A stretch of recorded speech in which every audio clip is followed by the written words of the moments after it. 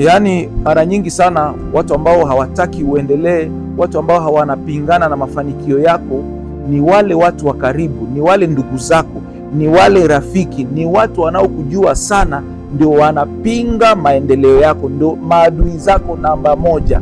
Lakini cha ajabu ni kwamba wakati unafanikiwa, wakati umeinuliwa, wakati umepata, ni wale ambao wanakupinga, wale ambao wanakupiga vita, ndio wanakuwa wa kwanza kutaka kwamba uwasaidie. Yusufu wakati aliota ndoto, watu wa kwanza kupingana na ndoto yake na kupanga kumuua walikuwa wale ndugu zake, wakati ndio watu ambao wangetakiwa wamsapoti, wamshauri, wamuombee. Yusufu alipoinuliwa akakuwa mkubwa kule Misri, ni wale ambao walimpangia mauti ndio walikuja kumuomba msaada, na Yusufu aliwasaidia kabisa kwa moyo mweupe, akawasaidia.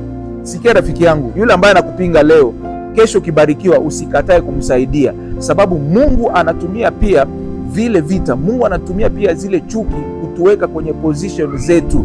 Na Mungu anapotubariki, hatubariki tu kwa ajili yetu, lakini anatubariki ili na sisi tuwabariki wengine, ili na sisi tuwasaidie wengine. Na lazima uanzie kwanza kwa wale wa nyumbani kwenu, kwa wale ndugu zako, wawezeshe, mpatie biashara aanze, tuwezeshane katika familia, haijalishi tulipingana huku nyuma namna gani. Ubarikiwe sana.